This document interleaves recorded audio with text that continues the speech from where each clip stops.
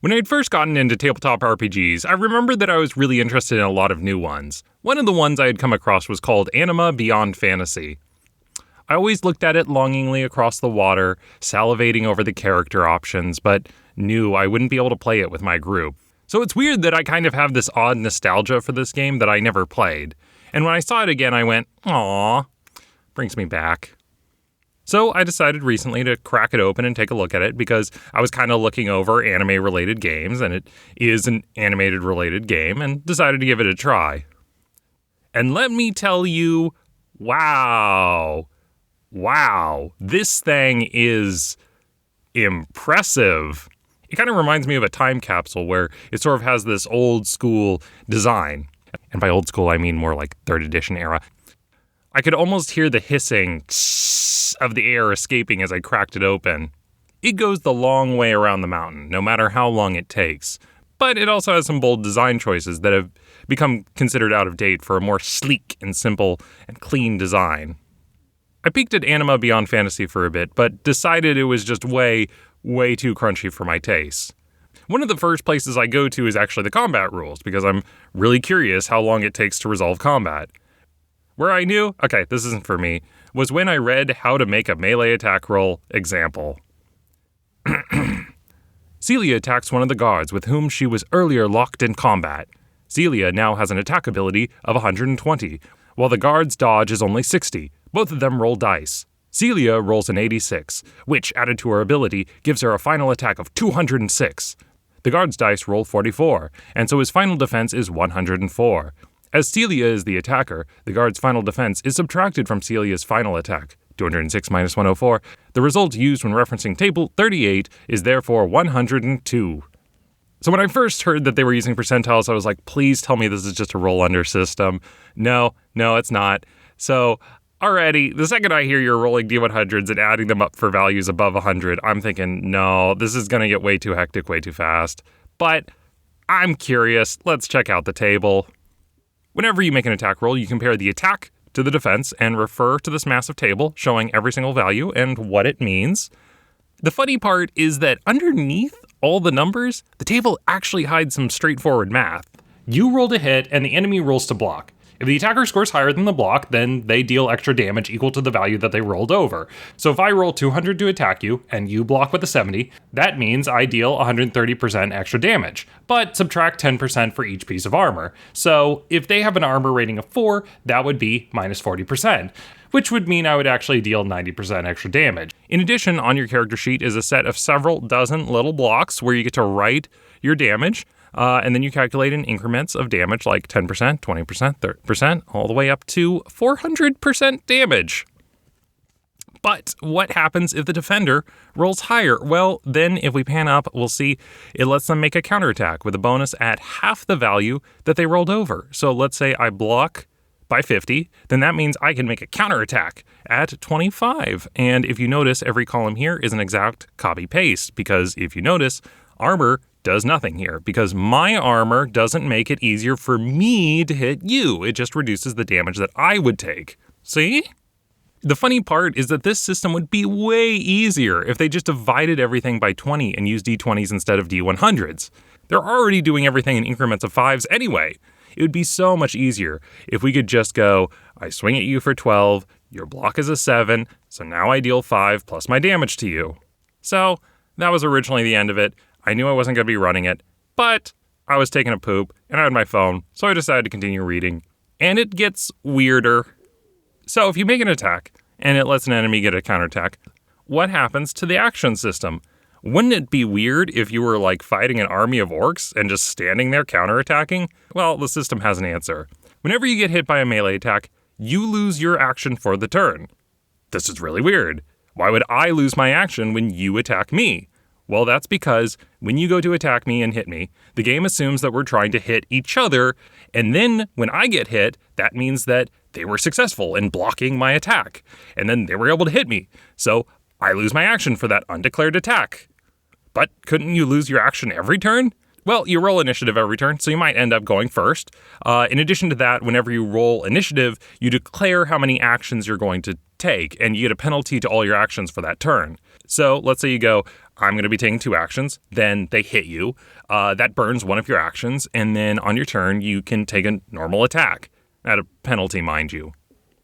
Then we move on to ranged weapons, which have a maximum velocity penalty. Why? Well, because you're not hitting something with your muscles, right? So because of that, the highest bonus is a 280 because it's not you dealing the damage, it's the bow you're firing from. Then, dodging a ranged weapon takes a minus 30 penalty. Why? Well, it's explained in the book that a sword is really easy to dodge. It's just a big, heavy, clumsy thing that if you're in melee against one, you just kind of need to casually move out of its way. But an arrow, that's like a wooden bullet. So if someone's across the field firing at you, dodging is basically non-existent. Cannot be done. Another weird quirk is that if someone fires at you with a ranged weapon and your initiative is within 25, that means you don't lose your turn. Why? Well, that's because it's assumed that if someone is firing at another ranged character who's next to them in turn, it is assumed that the target's projectile is in the air traveling to somewhere. But then if that character gets a counterattack, they don't have to target the same person who's targeting them because it's assumed that they had already launched the projectile at a different target. The game ended up being like one of those weird magic eye puzzles where you look at it and you squint real hard and all sorts of weird edge cases pop out and nothing looks as it seems. For example, characteristic rolls. Let's say you have 2 characters that are fighting each other. They have to make an opposed strength check. You take a d10 and you roll and add your strength. Higher one wins. Simple, right?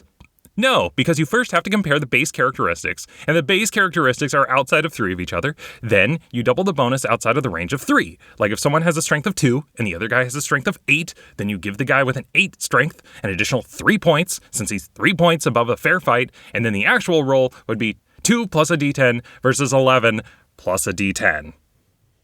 So we're going to be making a character in Anima. Why? Well, because I'm an adult, and being an adult means I get to do what I want. And what I want to do is make a character in Anima. Now, you might be asking me, what kind of character do I want to make? Well, you see, what I'm going to do is I'm going to try and play it by ear and roll some dice and see what comes out on the other side. Man, look at this cover art. It's so pretty. Oh my god. Okay, gonna go through. We got credits, table of contents, and introduction. I think we know how to play a role-playing game. About this book, example of play. So the first thing... Okay,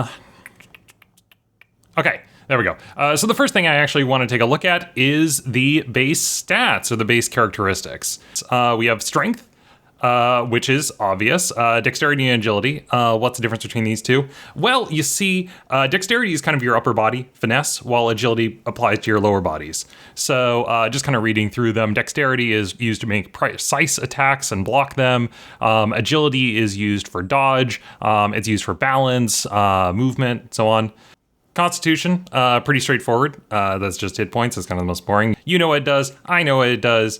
Intelligence, most people know. But then we have power and willpower. What's the difference between these two? Well, power is a charisma stat. It's used for influence, so it's used for stuff like intimidate. It is actually used also for magical power. Then you have willpower, which is the strength, mental strength of the individual. Coolness and tenacity, okay? And then we have perception, which most people know already. All right, then we're getting into the methods for character creation. Actually, kind of before we get into that, I do actually have to scroll down and take a look at what do the characteristic values represent. So you have the base characteristics are between 1 and 10. 5 is just bog standard average, whereas 1 is the physically worst that it can be, and 10 is the best. And actually, 10 is also like the upper limit of what is physically possible for a human, and then 11 above, there needs to be some kind of supernatural influence or kind of a non-human effect. So of the 4 values, of the 4 methods for generating a character, I actually angsted quite a bit over whether or not, or which one I was going to use. You have method 1, where you roll 1d10, rerolling 1, 2s, and 3s, and then replace your lowest stat with a 9. Or method 2, where you roll 2d10s, pick the higher of the two, and repeat that 8 times to generate an array. Or method 3, which is the most brutal, where you literally are just going 1d10 down the line, no changing it. Or method 4, where you roll 7 d10s and you generate a point value, and then you can kind of distribute those points wherever you want. Originally, I wanted to use rolling method 3, where it is 1d10 down the line, but the problem is that the game kind of flat out tells you, like, hey, this is just for if you want to make like an average like an NPC kind of. It's not actually for PCs, and if you roll a character with a 1, it's pretty much unplayable. Originally, while I thought that might be kind of cool, it does feel kind of unfair to the game itself if I roll a character with a bunch of different 1s, because it's not like the intended design of the game. So instead, I ended up going with method 1, which itself says it's the most traditional and most recommended method. So that's the one we're going to be doing. All right, we are ready to go to roll our character. First one, just going to be a practice roll. Coming out here, coming out hot. That is a 6. Okay, that was the practice roll. All right, real time. All right, first we got strength coming up. It's just one roll, 1d8. Yep. Okay, cool. So strength, our strength, we are going to be re-rolling 1, 2s, and 3s. All right, ready? And strength, here we go. That's a 9. So our strength coming out strong is a 9. Next one is roll. That is an 8 for our dexterity. So high dex, high strength. And 3, 2, 1, roll. That is a 1. But a 1 we re-roll because we ignore 1, 2s, and 3s. So the average, if 4 is the lowest number, it means it's 4, 5, 6, 7, 8, 9, 10. So what that means is it's the average is probably going to be around a 7. Okay. Reroll. 3. Is that, do we have to keep that one? So yeah, that one, we reroll. 9. So our agility is a 9. And then Constitution. Let's roll. That is a 6. 6 for our Constitution. I kind of don't like playing a character with a bunch of high stats, but we will find out. And now we're going to roll for Intelligence. Int is a 4. Nice. Okay, we finally got a low number. Although this might end up being the one that we swap away. Then we are going to roll again. Now for power, magical power. 4. So our character has low int, low magical power, but has high physical strength and agility and dex. All right, and then now we're going to roll for willpower. Willpower coming out here. That's a 10. 10 willpower. Do I actually keep that? Yeah, guaranteed lowest and replace it with a 9. 1d8, 8 times, and write down each number on a sheet. Yeah, we keep it. Okay, that is a 10. All right, our character strongest stat is willpower. And then, well, we got one more. This is perception coming out here, coming out hot. Perception, let's roll it. That's a 6. 6 for perception. Okay, cool. So just looking over this character, int, not so great. Magical power, not so great. Willpower, quite high. I'm very curious to see what the classes are and what this kind of... Oh, sorry. I have one more step that I want to do, where once you have 8 numbers, discard the lowest and replace it with a 9, guaranteeing that at least one characteristic will be exceptional.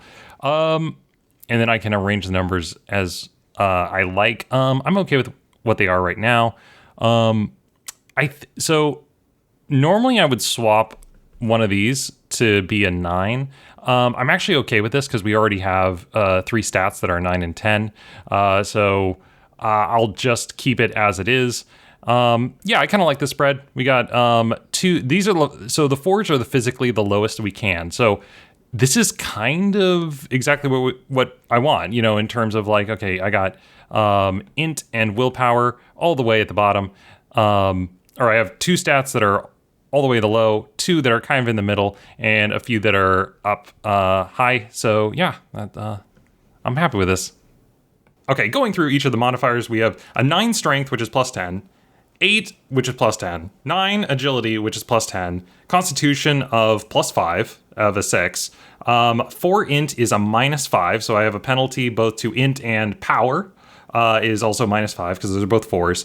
And then 10 willpower, that's my best stat, with a plus 15. And then 6 perception is a plus 5. So then we are going to move on to physical abilities. All right, movement value and fatigue. Movement equals agility. Well, fatigue is constitution. So I'm just making some notes here. So movement is 9. And then fatigue is 6 for my constitution. Okay, cool. What is movement value? Well, if we go to page 54, we can see my agility is 9. So that is going to be 105 feet per 1 turn of combat, which sounds really, really fast, as it should be, because the average is 65 feet. Also, another thing, I see that a movement value of 1 is less than 3 feet, and oh my god, they're not going anywhere. Also, another thing, so these stats that I have right here, these are the second stats I rolled. The first one I tried doing was method 3, where it's like, no, I'm just gonna do 1d10 down the line, roll it, and I did in fact get a 1 in agility, and I can't even imagine like this move speed being a functional value. Less than 3 feet per turn, which is why they don't recommend heroes starting off with a 1 in anything. And that's good to know. Okay. Then the next thing also we have to do is we have to figure out the appearance. All right, the Game Master, okay. Appearance and beauty is always calculated after the character's primary characteristics. The Game Master should decide if it will calculate by rolling a d10 as with other, whatever. Heck it. I am going to just pick up a d10, roll it. That is 0, so that is going to be a 10. Okay, right. Cool. And then, let's see what else here. Then we're going to take a look at the size. Size indicates the height and weight of our character. To calculate it, add a character's strength and constitution score. Our strength is 9 and constitution is 6, so we are conveniently 15, which is the example that they have listed. Well, what is a 15? 15 is somewhere between 5'4" to 6'6". It's a pretty wide range, between 135 pounds to 395 pounds. So, yeah, it's we can kind of be whatever. I'm actually not going to fill that in right now. Then we are going to move on to the race. Let's see, which this section just says, yeah, you can pick a race detailed in chapter 2. So let us scroll down, and we're going to go to chapter 2 and kind of go over some of the races. Even though this game kind of doesn't have different races, I'll explain in a second. The first strange things is that if you pick a race, you get a bunch of these benefits. While if you decide to pick a human, you get nothing. So the question is, why wouldn't everyone just pick one of these races, which they call the other races Nephilim, which I think I got wrong in the original video, the Fabula Ultima one, because the Nephilim are not considered a separate race. All of these are considered Nephilim. But anyway, the point I was getting at is that they're one of the main downsides that you get by playing a Nephilim or a non-human race is the fact that you get an XP penalty. So in order to understand that, you have to understand part of the lore, which is that there used to be all these like non-human races, and then they died out, but their soul, instead of going into the ever after, what they did is that they just get reborn as a human, and then when they die as a human, then that's when they can kind of go off into the afterlife. It says no one knows how many Nephilim are born. Birth rate, estimates peg their birth rate as extremely low, about 1 for every 20,000 children born. When the human reincarnation of the Nephilim dies, that soul never again comes back to life. Instead, it returns to the essence of Gaia, becoming one with the river of life. And then where is the... In addition, this was the line I wanted. In addition, Nephilims have a more difficult time learning from their experiences than do true humans, as their divided nature constantly struggle over interpreting what happens to them. For that reason, they suffer penalties to all experience points awarded to them by the Game Master at the end of each gaming session. So they take an XP penalty. Okay, but to kind of go into each of them, just a quick summary of each. You first have the Sylvans, which are very magical and have stronger spellcasting. The Giant, who are kind of ogres, big brutes, but weak to magic. Then you have Dajani, Anjani. I have no idea how this is pronounced. I'm so sorry. Basically, they're a shadowy, sneaky race that go undetected. Then you have the Ebudon, who are ex-angels. They kind of fell from the heavens. And then the Daima. So they are part kind of Sylvan, and they have animalistic tendencies. And so one of the things is Daima love to wear things that make them resemble animals. For example, female Daima wear hairbands that make them look as if they have cat's ears, or wear clothing from which a tail seems to be protruding. Presumably, this is because they feel a strong affection for certain creatures. And it kind of just sounds like they're like nature tabaxi. Then Duxarist, called the Shadow Souls. It kind of reminds me a little bit of Sephiroth, kind of edgelords. They're constantly racked with guilt from their past lives, and also night vision. But even though, to say all this, I'm just going to be making a human, I'm actually not going to be using any of these races. It's also, these are a lot of abilities. This is a lot of stuff to keep track of. It's 1, 2, 3, 4, 5, 6, 7, 8, 9, 10, 11 different abilities. Okay, so moving on, then we're looking at archetype and classes. So I have to pick an archetype and a class. What's the difference? Well, an archetype is just a set of classes. We scroll down here, we can see archetypes and classes. The main archetypes that you have, or the ones that you have fighter, mystic, prowler, psychic, domain, and then novel. Now, novel only has one class in it. It's called freelance, and they are the, I guess, NPC class. They have the most flexibility. The weird thing is that I see is that warlocks are actually part of the fighter class, even though they have the mystic class below it. And hey, look at that. Warlock is below the mystic as well. So it's this weird thing where you can have these classes that are part of multiple archetypes. Let me just actually read off a few of these. Fighter. So acrobatic warrior, it's the largest of them, is fighter. Fighter is acrobatic warrior, dark paladin, ranger, shadow, Tau, warrior summoner, warlock, warrior mentalist, and then weapons master. Mystic, which is illusionist, summoner, warlock, warrior summoner, wizard, and wizard mentalist. Prowler, which is assassin, illusionist, ranger, shadow, and thief. Psychic, which is mentalist, warrior mentalist, and wizard mentalist. And then domain, which is Tau and technician. I'm not quite sure why they break it up into archetypes and class. I do wonder if there's some mechanic that I'm missing that does something between the archetypes, but not between the classes. So for me, in terms of just looking at my base stats again and everything, my strength, dex, and agility are very good. And it's easy to pick a class, like some kind of martial class that uses strength, dex, and agility. The hard one for me is willpower, because I kind of want to try playing a class that uses those 4 stats, but really does have a focus on willpower. And so what I might lean into is warrior mentalist, because a warrior mentalist hopefully will give me the physical fighting, but then in addition gives me willpower. Now the question is, do I have to do anything with int and power? POW for magical might? Does that matter for wizard mentalist? I keep saying wizard. Warrior mentalist, because there is actually wizard mentalist. Warrior mentalist, because if I need to use my int and willpower, then I'm going to be borked. So hopefully it just lets me use willpower, but we will see. So where I scroll over to is chapter 13, the psychic disciplines. And what this is this is a section that all talks about psychic abilities. And the reason I come here first is because I want to find out whether or not psychic abilities are based off of int and willpower, if it's just based on will itself or not.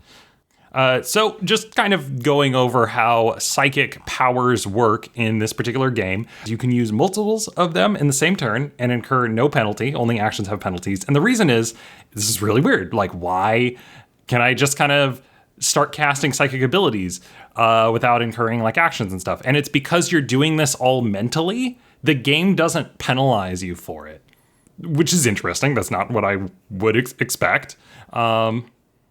Another thing that's interesting is that if you are a mentalist and then you're casting you're using your psychic abilities onto someone who doesn't have any kind of psionic talents whatsoever, they incur a penalty to try and block it, because it's almost kind of like they're sort of helpless to your psychic influence when they are someone who doesn't have psychic abilities themselves.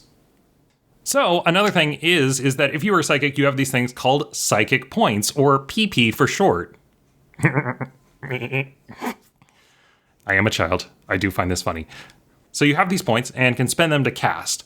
You can permanently burn the PP to gain a permanent ability. But if they aren't spent, they are temporary, and the temporary ones refresh every day.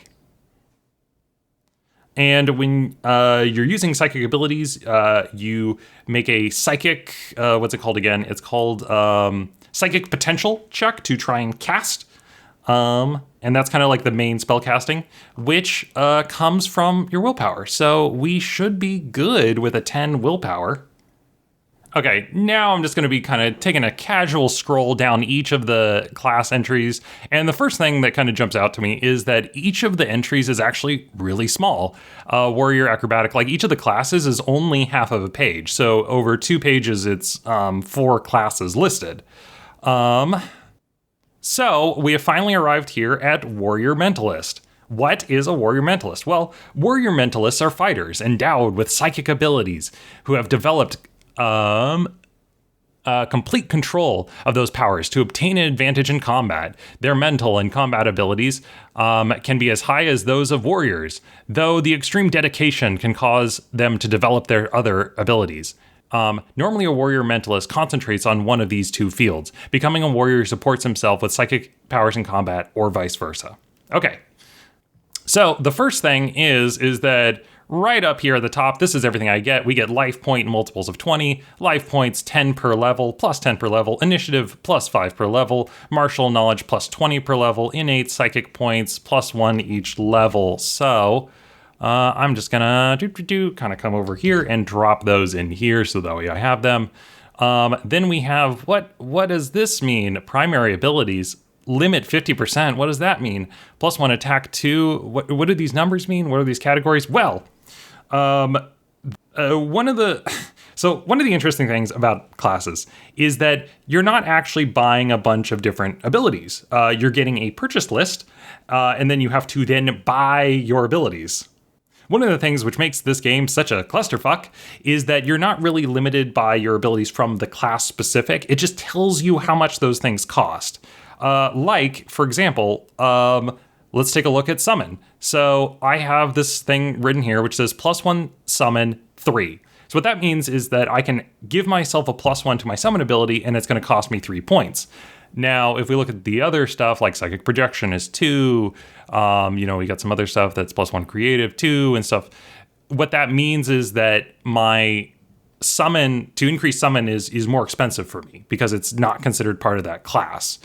Let's go up to just a basic summoner. Their summon, +1 summon, only costs 1. So they put 10 points into it, they get +10. Whereas for me, I have to spend 30 points to get the +10. But what that means is that if you want to play a fighter and you want to summon Bahamut or whatever, okay, you can do that, but it's going to cost you. The surprising thing is that who do you think has the cheapest attack and block? I'm actually kind of curious about that. It's got to be a weapons master, right? Let's take a look. So it's attack, block. We're looking at 2. It's attack 3. So Shadow is 2, 3. I guess everyone kind of has around 2 in terms of attacking. Even the Tau, has 2, 2, and 2. So it's their cheapest is wear armor. That's interesting. So they have a 1 to wear armor. Yeah, so it looks like everyone for attacking and blocking is going to be paying around 2 because it's just such a in-demand ability. So at level 1, I start with 600 development points as shown on page 23. So at this point, this is where I'm starting to get overloaded because it's like, well, what does Zeon do? I can get +5 Zeon. Is that helpful? What's accumulation multiples? How does wear armor work? What does martial knowledge do? Why do I have +20 per level? And can I be bothered to keep making this character?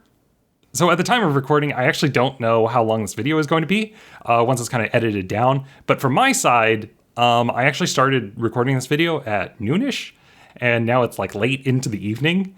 Kind of pausing to do like reading and trying to make sure I understand, and after some breaks. And all in all, I think I'm about 4 hours into the character creation.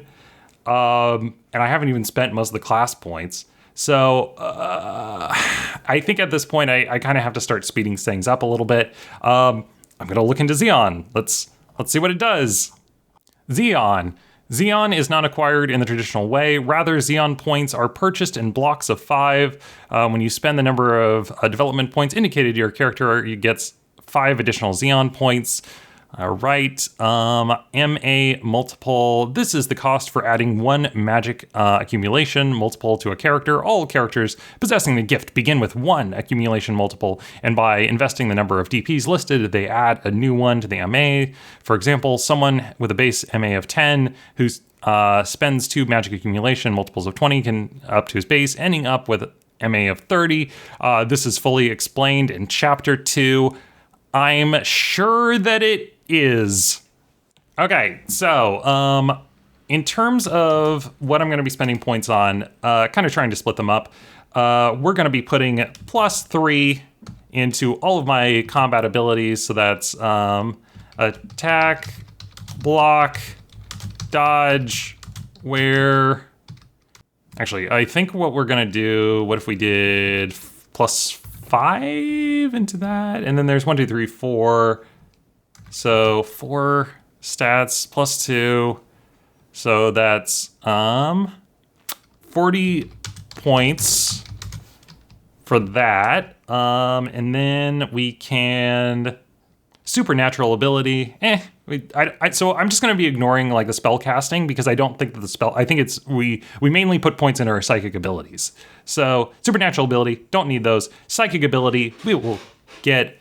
We'll put +5 into psychic projection. So that's +5 psychic projection. So that's going to cost us 10.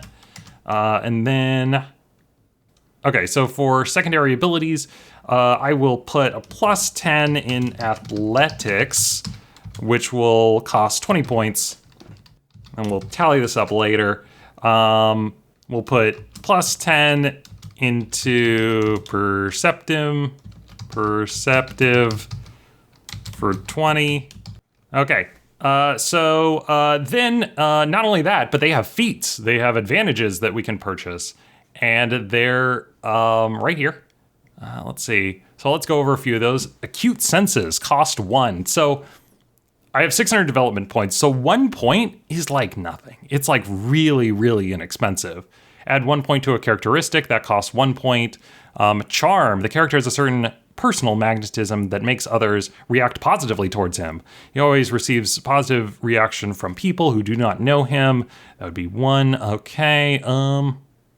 Mystical armor. The character's aura forms a layer of magical energy that protects him against supernatural attacks. Grants a character a natural armor of 4 against energy-based attacks. Okay. I think I am going to skip over to psychic advantages. Amplify sustained power. A character with this advantage can maintain his psychic powers with more force. Focus. A character with this advantage can harness their ability more normal and focus their powers on a particular objective. scrolling over most of and also there's disadvantages, because if you want to get points, you can get blind or deafness or mute. Once again, a lot of these are 1 point, atrophied limb. Okay, so most of these advantages, after kind of flipping through them, I kind of don't think I need them right now. I don't really have a strong, I'll probably put most of the points kind of into skills and abilities and stuff. Then we are going to go over to 94. We'll take a look at key, because I can put points into that. So I need to know, basically the question that I have in my head is, do I need to use key to fight? Like if I have, let's say I have like a sword or something like that, do I need to put points into martial knowledge? And it looks like the answer is no, not really. It's you use key abilities in very specific situations. Same with like martial knowledge. So I'm probably still just going to be dumping a bunch of points kind of into base stats and stuff like that. I think what I'm going to do is plus 20 to all combat abilities. That's going to bring me up to 160 points that's going to cost. And then plus 30 to psychic projection to really kind of crank that up, because since we are rolling D100s, it's not that weird. This is going to cost me 60. Okay, and this is the part where I have figured out that I have made a mistake when it comes to the skills. So the thing is that what it comes down to skills is that the skills are broken down into certain categories. And so you have creative, you have perceptive, you have subterfuge and stuff like that. And so there isn't a skill that is just called subterfuge. There's within subterfuge, you have theft, disguise, hide, stuff like that. And so each class has different point values associated with certain categories. So for example, for me as a warrior mentalist, intellectual cost me 3. So it's actually more expensive for me to put it into intellectual skills, but everything else is 2. I'm just like kind of average at it. I think like if we go over to a rogue, they have the best skill stats. Yeah. Or do they? Let me actually double check. The assassin is pretty decent. Like they have 1 for perceptive, but what that means is any of the perceptive skill groups, that's what costs 1. For me, once again, everything for me is 2. It's the intellectual ones that are 3 points per rank. So let's go over a few of these. Acrobatics, athletics, athleticism, climb, jump, and then going over to an intellectual. That's animals, that's appraisal, that's history, that's herbal lore. So of the skills that I'm going to be taking up, we've got... I will do athleticism. I'll do acrobatics. I'm going to do, we'll ignore that. Wait, persuasion. Oh, wait, no. So persuasion is considered social. All right. We'll do persuasion. We'll do notice. We'll do, let's see, subterfuge. We'll do theft. Sure. We'll do stealth. We'll do, I could do creative stuff. I could do sleight of hand. Wait, sleight of hand is considered creative. Okay. And yeah, we'll go with that. I'll probably pick like 10 abilities. Which one? Lock picking. Yeah, sure. I'll do lock picking. We'll do, cults. No, we'll ignore the int stuff because that is more expensive for me. So I will actually try and play it. So notice, search.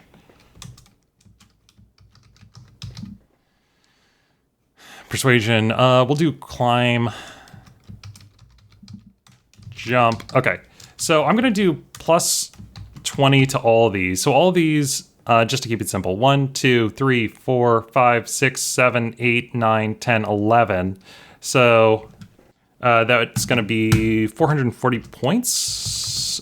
Does it? Is it actually? Okay. So 440 points. I have 600. Let's see. So let's do some math and see what it adds up to. 40 points. So I can cut sleight of hand, and I can cut, that puts me at 400. Psychic projection, I can cut this to 40. Yeah, and then that rounds it out. Yeah, that's exactly 600 points getting spent. Okay. Cool. Yeah. But I'm not totally done yet because I can actually spend my PP to buy certain abilities, psychic abilities. So we are going to go over to our psychic section. So, wow, this art is really good. Wow, that's pretty. Okay, so the way that the PP works is that there are multiple psychic groups. I forget what they're called. They're called are they archetypes? Discipline, sorry.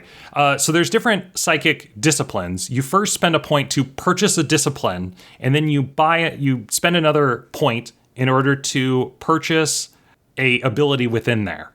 Okay?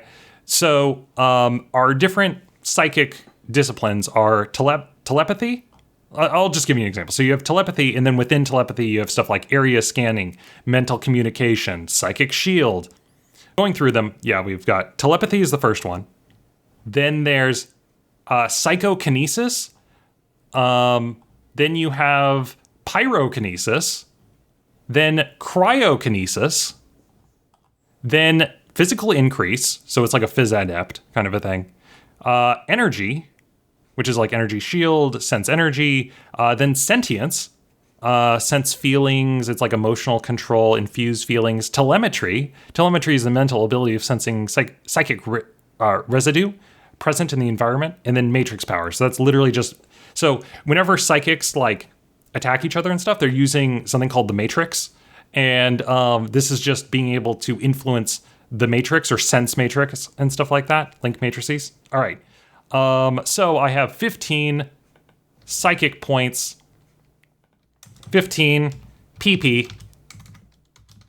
So I'm going to be spending them, kind of going down, looking over certain abilities that I think are cool.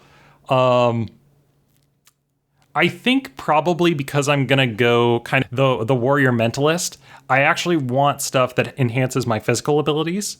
So, I think that I'm gonna be kind of ignoring like cryokinesis and pyrokinesis and that kind of stuff. We are gonna go with first. I'm gonna buy the archetype energy. I'll put in all caps, and then I'll get energy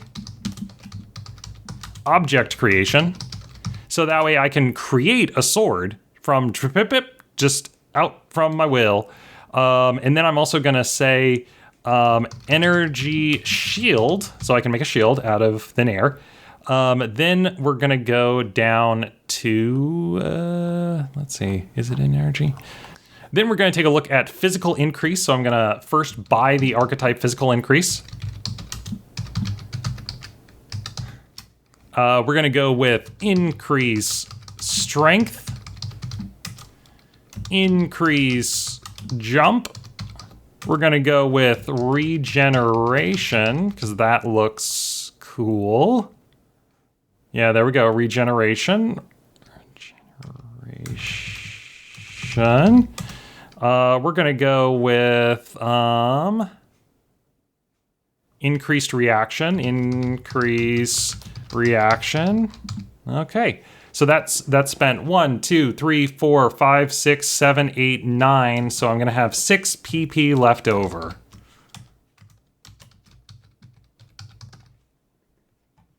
Okay, cool. Then we are gonna be moving on to equipment. Even though my character can make stuff out of his mind and stuff like that, I am actually going to be taking a look at the equipment and buying some stuff and seeing if I can use those items. All right, here we go. This is the equipment section.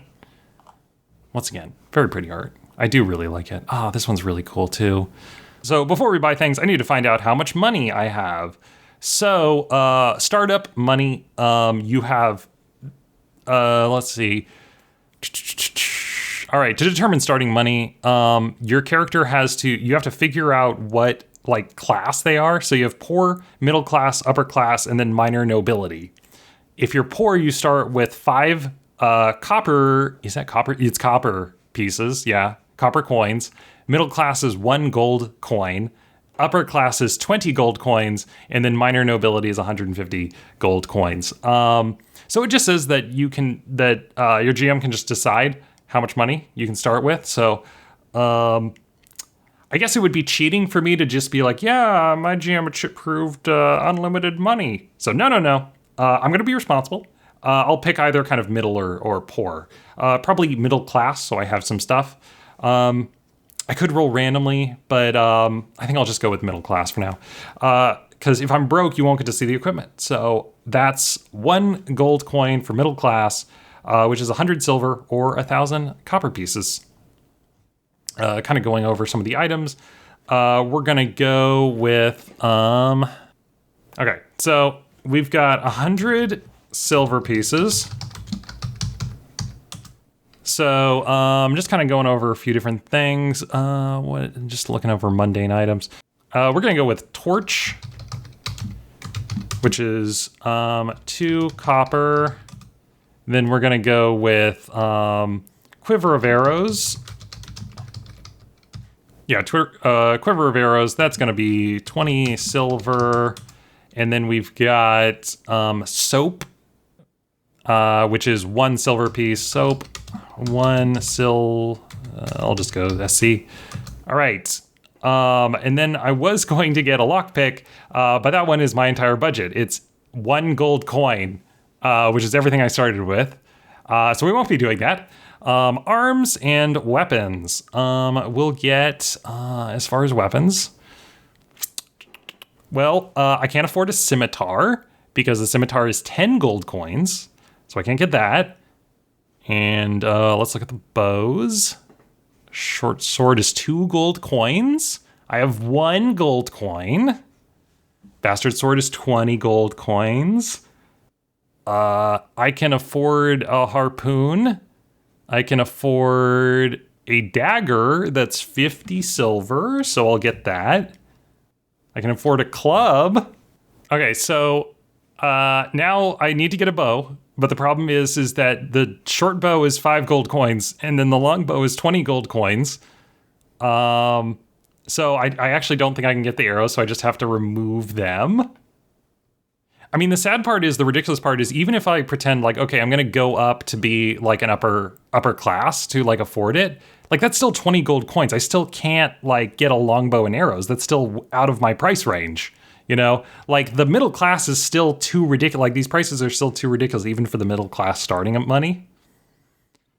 I think everything considered, I'm probably, just going to have to get a dagger. So the dagger is 50 silver. And then let me look at the armor. So 1 gold coin, leather coat. I can't get the leather coat. Oh wait, armored long coat is 5 silver. I can get an armored long coat.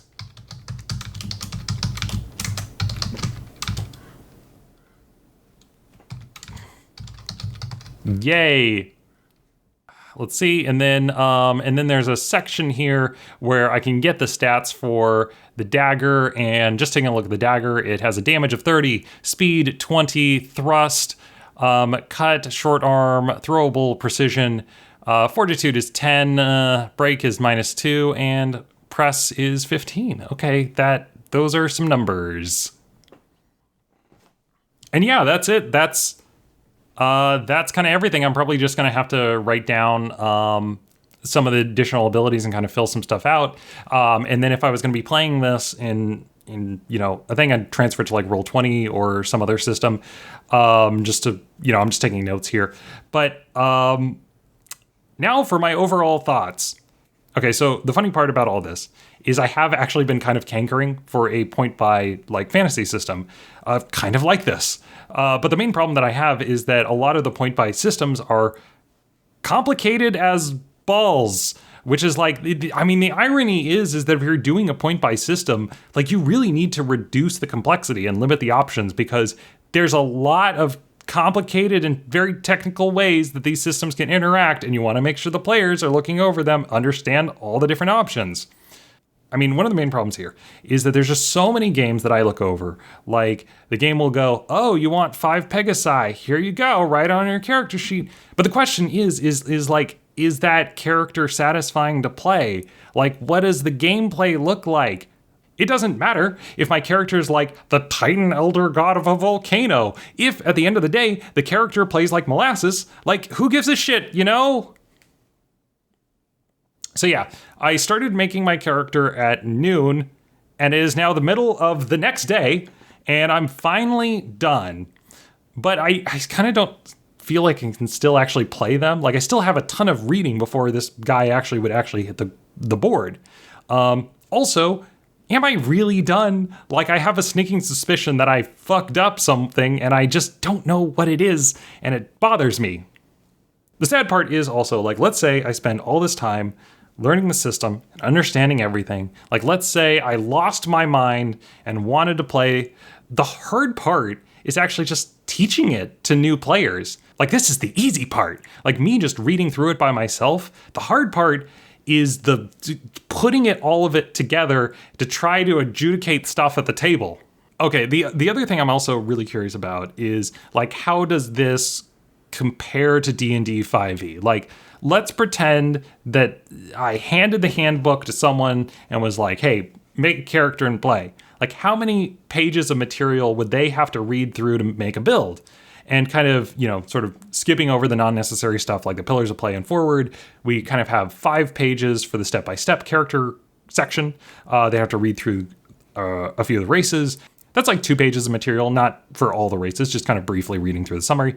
But then, depending on what you pick, then reading through all those specific abilities. Then you have your class, which is about, 3 pages. 2 for the introduction, 1 for the stats. Then you have backgrounds, which is 15 pages of skimming and another page of reading for the background that you picked. Then you have equipment section, which is 20 pages. And then maybe you're only reading like 10 of them, like the armor and the weapons section. 6 pages of feats that we can mostly ignore unless you're playing a variant human.